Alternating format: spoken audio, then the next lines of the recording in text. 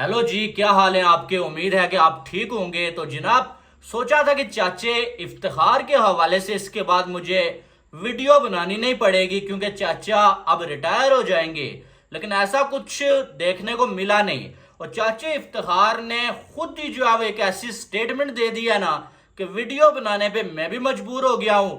और चाचे इफ्तिखार को क्रिटिसाइज करने के लिए बहुत सारे लोग मजबूर हो गए हैं। इफ्तिखार अहमद क्या कहते हैं इसके हवाले से तो हम बात करेंगे। साथ में जोकर जोकर पीसीबी के चेयरमैन मोहसिन नकवी जो है ना, इस बंदे ने भी ड्रामेबाजियों पे ड्रामेबाजियां लगा के रखी हुई और पाकिस्तानी अवाम को उल्लू बनाने में कोई कसर बाकी नहीं छोड़ी है। उसके हवाले से बात करेंगे। जनाब, बाबर आजम की कैप्टनसी के हवाले से क्या कह रहे हैं और कितनी बड़ी जो है आप ये कह सकते हैं कि पाकिस्तानी अवाम के साथ ज्यादती हो रही है। आपने वीडियो को पूरा देखना है और यकीन करें आपको ये वीडियो देख के मजा भी आएगा और आप मेरे साथ एग्री भी करेंगे। ठीक है भाई साहब, सबसे पहले बात करते हैं हम इफ्तिखार अहमद की। इफ्तिखार अहमद जो ये कहते थे जब पाकिस्तानी टीम में खेलते थे कि जब बॉलिंग का टाइम आता है तो मैं जो है वो बॉलिंग ऑलराउंडर होता हूं, जब बैटिंग का टाइम आता है मैं बैटिंग ऑलराउंडर होता हूं और मैं पाकिस्तान का सबसे बड़ा पावर हीटर और फिनिशर हूं। और साथ में जनाब ये भी कहते थे कि इस टाइम मेरी रिप्लेसमेंट जो पाकिस्तान के पास मौजूद नहीं है। तब इफ्तिखार अहमद ने कोई ऐसी बात नहीं की। जब वो अब टीम से निकाला गया है तो वो बातें जो कर रहे हैं। जनाब ने एक इंटरव्यू दिया जिसमें अपना ही मजाक बनवा दिया। इफ्तिखार अहमद कहते हैं कि मैं जो है वो मिडिल ऑर्डर का बैटर नहीं हूं और ना ही मैं पाकिस्तान का मैन बैटर हूं, मैं टेल एंडर हूं भाई। टेल एंडर समझते हैं ना आप। टेल एंडर बैटिंग ऑर्डर जो होता है ना, उसमें वो बंदा होता है जो सबसे गंदा तरीन खेलता है या जिसको खेलने का पता ही नहीं होता है, ठीक है, या जिसका काम बॉलिंग करना होता है। सारे बैटर्स जब आउट हो जाए ना, उसे बैटिंग मिलती है। इफ्तिखार अहमद कहते हैं कि मैं टेल एंडर हूं, ठीक है, मैं बैटर नहीं हूं। उनको इंटरव्यू करते हुए एक बंदे ने बैटर बोल दिया तो जनाब गुस्से में हो गए। मैं तो बैटर ही नहीं हूं, मैं टेल एंडर हूं। उन्होंने बोला कि जो आपके ऑलराउंडर्स होते हैं भाई, वो नंबर 4-5 पे खेलते हैं। जो आपके फिनिशर्स होते हैं वो जो 4-5 पे खेलते हैं। मैं तो 7-8 पे खेलता रहा, मुझे बैटिंग का इतना मौका ही नहीं मिला, तो मुझे आप बैटर क्यों बोल रहे हैं। यही बातें जब बाबर आजम पाकिस्तानी टीम के कैप्टन थे और इफ्तिखार अहमद बाबर आजम के अंडर खेल रहे थे, जो और जब उनको इन नंबर्स पे बैटिंग दी जा रही थी, तब इफ्तिखार अहमद ने एक बार ऐसा नहीं बोला कि मैं नाखुश हूं या मैं जो है वो बहुत लेट मुझे बैटिंग मिलती है। हमें भी मालूम है कि मैं कितनी बार ये एतराज उठाता रहा कि शाहीन को इफ्तिखार से पहले क्यों भेजते हो। अगर तुमने इफ्तिखार को एज अ फिनिशर खिलाया हुआ, एज अ पावर हिटर खिलाया हुआ, तो फिर शाहीन को इफ्ती चाचू से पहले भेजने की क्या जरूरत बन गई है। तो इफ्तिखार अहमद तब, क्योंकि इन्हें मालूम था कि बॉब्जी द किंग कर लेगा मुझे टीम से बाहर अगर मैंने उसके खिलाफ जाने की कोशिश की या ऐसा कुछ बोल दिया कि मेरे साथ नाइंसाफी हो गई है। अब जब जनाब टीम से बाहर हो गए, अब उनको वापस आने की उम्मीदें बहुत कम है या है ही नहीं है। अब जनाब जो है ये कहते हैं मेरे साथ नाइंसाफी हुई है। भाई, जब आप खेल रहे थे तब आपको याद नहीं था, ये समझ नहीं आ रहा था। अब जब टीम से बाहर हो गए, जनाब कह रहे हैं मेरे साथ नाइंसाफी हुई है। चले साथ में ये भी देख लेते हैं कि अगर चाचू को थोड़ा लेट बैटिंग मिली है तो लेट बैटिंग मिलने की वजह से उन्हें क्या ज्यादा बॉल्स नहीं मिलते थे।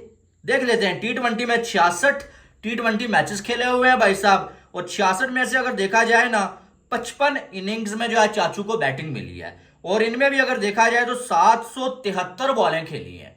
773 बॉलें, 773 बॉलों पे जनाब ने टोटल 998 रन बनाए हुए हैं।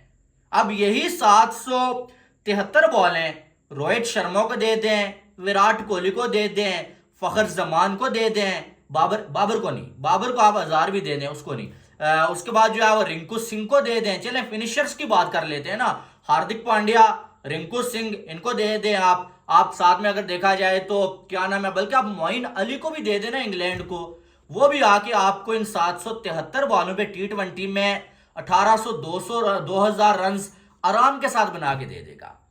लेकिन ये 773 बॉलें खेल के 900 रन बनाने वाले कह रहे हैं कि मुझे इतना मौका नहीं मिला। मौका नहीं मिला तो ये 773 बॉलें आपके फरिश्तों ने खेली हैं, किसने खेली हैं? मतलब यह कि ठीक है, मानते हैं आपको लेट बैटिंग मिलती रही है, लेकिन बॉल्स तो आपने फिर भी अच्छी खासी खेली हुई हैं, और जितनी आपको बैटिंग मिली उसमें भी आपने कोई तीर नहीं मारा हुआ है, कोई भी तीर नहीं मारा हुआ है। फिर आप जो आप बात करते हैं एक भी जो आप इन 55 इनिंग्स में जो आप मैच विनिंग पारी है ही नहीं है चाचू की। लेकिन चाचा इफ्तिखार साहब कहते हैं मेरे साथ नाइंसाफी हुई है और मुझे जो है वो मेरे नंबर पे खिलाया ही नहीं गया है। मुझे एक टेल एंडर की तरह जो है वो आप ये कह सकते हैं कि पेश किया गया आगे खेलने के लिए। लेकिन जनाब ने अच्छी खासी बॉल्स खेली हुई हैं, और जनाब बहुत बार ऐसा हुआ कि इनको मैच जितवाने का मौका मिला और वहां पर ये आउट होके चले गए। ज्यादा छोड़े वो इंडिया वाला मैच देख लें, बुमराह ने एक फुल टॉस बॉल फेंका और वो फुल टॉस बॉल इनसे बाहर नहीं गया, कैच देके मुश्किल टाइम में पाकिस्तान को ये छोड़ के आउट हो गए, और पाकिस्तान जो मैच वो ऐसा लग रहा था जीत जाएगा, वो मैच पाकिस्तान हार गया।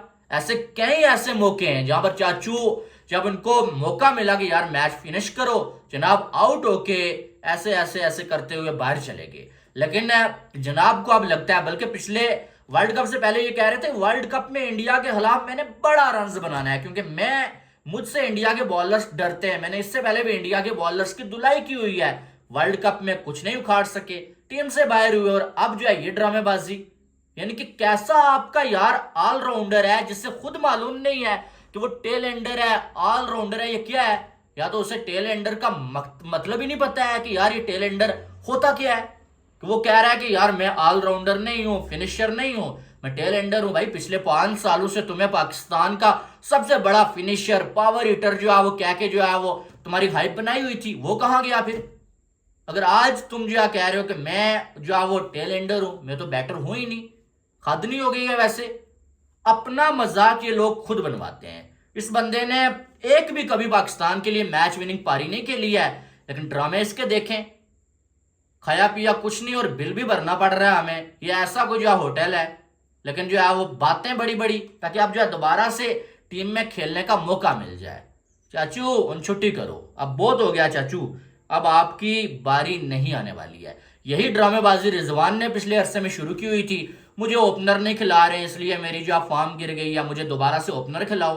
और अब ये ड्रामेबाजी चाचू इफ्ती ने शुरू कर दी है ताकि मेरी टीम में दोबारा जगह बन जाए। भाई क्यों, तुम जो है 50 साल के बुढ़े ही रह गए हो कि तुम्हें बार बार मौका देंगे, बार बार तुम जलील करवाओगे, फिर तुम बहाने बना के बार बार आ जाओगे? ऐसा आप नहीं चलेगा चाचा इफ्तिखार। उसके बाद आगे चले अगर तो ड्रामेबाज मोहसिन नकवी साहब, पाकिस्तान क्रिकेट की आजकल जो बर्बादी हो रही है उसका सबसे बड़ा जिम्मेदार कोई है ना, वो पीसीबी के चेयरमैन साहब हैं। लेकिन बदकिस्मती यह है कि चेयरमैन साहब हुकूमत में भी मौजूद हैं, इनकी चलती है, इसलिए कुछ लोग इनसे डर के इनको क्रिटिसाइज नहीं कर रहे, और वो अपनी जो तोपे हैं ना उनका मुंह कभी बाबर की जानब, कभी रिजवान की जानब, कभी किसी और पे मोड़ लेते हैं। लेकिन हकीकत में जितना बाबर आजम और लोग जो है वो जिम्मेदार है ना, उससे ज्यादा पीसीबी का ये चेयरमैन जो है हमारी क्रिकेट की जिम्मेदारी है, और इसका जिम्मेदार है हमारी क्रिकेट की बर्बादी का। आप यकीन माने कि जनाब जब आए थे तो इन्होंने क्या क्या नहीं किया। अब कल इनसे पूछा गया कैप्टनसी के हवाले से, तो ये कहते हैं कि मेरे हाथ में तो कुछ नहीं है और ना ही मेरी कोई गलती है। कैप्टन कौन होना चाहिए, कौन होगा, वो कोचेस और जो सिलेक्टर्स जो है वो डिसाइड करेंगे। भाई तुम किस लिए बैठे हुए हो? आप मुझे बताएं। जब ये आए जनाब तो शाहीन अफरीदी को 4 मैचेस के बाद इन्होंने कैप्टनसी से हटा के बाबर को बना दिया कि यार बाबर बेहतरीन कैप्टन है। ये किसका फैसला था? मोहसिन नकवी का फैसला था। ठीक है, ये जनाब आए तो उन्होंने सारे अपने मर्जी के लोग लगाए, अपने चमचे लगाए। आप देखें वो एक डाटा एनालिस्ट है, उसको क्रिकेट की सी भी मालूम नहीं है, उसको किसने लगाया? मोहसिन नकवी साहब ने। वहाब रियाज यसमैन था मोहसिन नकवी का, मोहसिन नकवी ने उसको डायरेक्टर लगा दिया। पाकिस्तान क्रिकेट की भाग दौड़ वहाब रियाज के हाथ में दे दी। फैसले तो मोहसिन नकवी के होते थे, लेकिन आके मीडिया पे बताता कौन था? वहाब रियाज। सारा जो क्रिटिसिज्म था वो कौन झीलता था? वहाब रियाज। लेकिन फैसले वो मोहसिन नकवी के थे। क्रिकेट का मोहसिन नकवी को कुछ नहीं मालूम है, अपने आगे मेंटोर रख लिए भाई। कि भाई आप मुझे बताओगे कि क्रिकेट को चलाते कैसे हैं। बड़े बड़े लेजेंड्स पाकिस्तान में मौजूद हैं, उनमें से एक को भी मेंटोर नहीं बनाया। शोएब मलिक, सरफराज अहमद, इन लोगों को तुमने मेंटोर बना दिया। इन्होंने खुद इतना क्या उखाड़ लिया। भाई सरफराज अभी खेल रहा है, वो कैसे किसी टीम का मेंटोर बन सकता है। आपके पास इतने बड़े बड़े लेजेंड्स मौजूद थे, वो आपको नजर नहीं आए। वकार यूनुस 4 बार वो बंदा फेल हो चुका है, दोबारा उसे क्रिकेट बोर्ड में कौन लेके आया? मोहसिन नकवी। जब कोचेस थे आपके पास जो सिलेक्टर्स मौजूद थे, जब मोहसिन नकवी साहब आए तो मोहसिन नकवी साहब ने बोला कि इनको चेंज करो, मैं अपने मर्जी के लोग लगाऊंगा। सारा कुछ तुम्हारी मर्जी का है भाई, सारा कुछ आपने अपनी मर्जी का लगाया। और उसके बाद आज आप बैठ के कह रहे हैं कि मैं जिम्मेदार नहीं हूं, मेरी गलती कोई नहीं है, कैप्टन चेंज करना मेरा काम नहीं है, कोचेस का काम है और सिलेक्टर्स का काम है। सारा कुछ बर्बाद करके भाई आप अब कह रहे हो कि मेरी जिम्मेदारी ही नहीं है।